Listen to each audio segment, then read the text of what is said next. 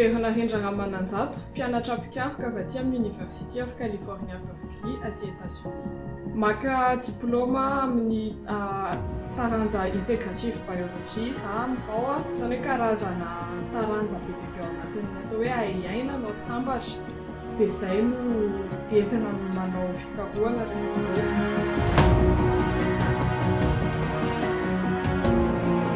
ny anjara ndraikitra ao anatin'ny tetikasa fijerevana ny arena voajanahary faritra Tsivoaro any Madagasikara dia ny famantarana sy fanisana ny karazana biby mampinono madini-batana, izany hoe latsaky ny 500 grama ny biby anankiray. Ny mazava-dehibe ny famantarana ny biby madini-batana sady mampinono dia ny fahafahany zareo ireo mbola manohy miaina anatina ala na dia efa mesimba io ala io, izay ilay antsoina hoe indicateur biolojika, izany hoe raha mbola misy ireo biby madini-batana ireo dia mbola misy biby hafa afaka miaina ao anatin'io ala io raha ohatra ka arovana ilay ala rehefa avy eo.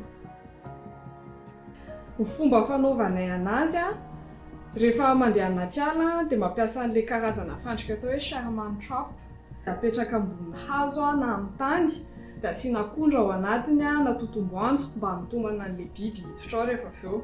Mbola manatsafidy ilay biby hoe hiditra ao izy satria matetika rehefa manomboka matimaty masoandro iny no velariny ireo fandrika ireo. Dia maraina alohan'ny foazan'ny masoandro indray mandeha mijery an'ireo fandrika rehetrarehetra ireo hoe iza ny biby tafiditra ao anatin'ilay fandrika, voalavo ve sa trandraka sa varika.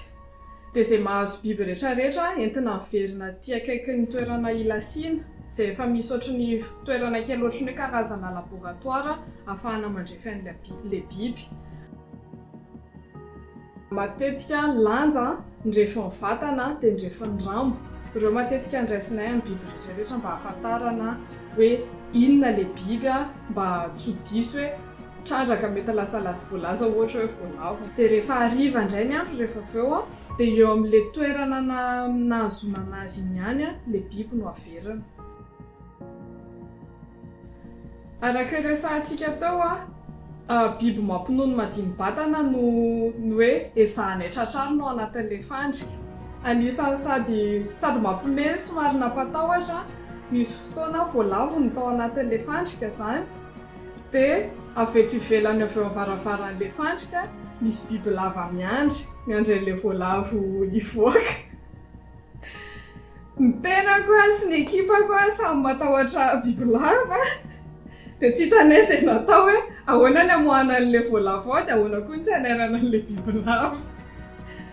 Dia nataonay samy miala lavidavitra an'ilay fandrika izay dia nitsakotsanina moramora ilay asany hanairana an'ilay biby lava hoe ndana mandefa ilainay ilay biby ao anatiny ao. Dia izay nataonay hoe okey, dia lasa ilay biby lava avy eo nalainay fandrika, lasa izay nandeha nandrefa ilay biby toerana lavidavitra an'ilay biby lava.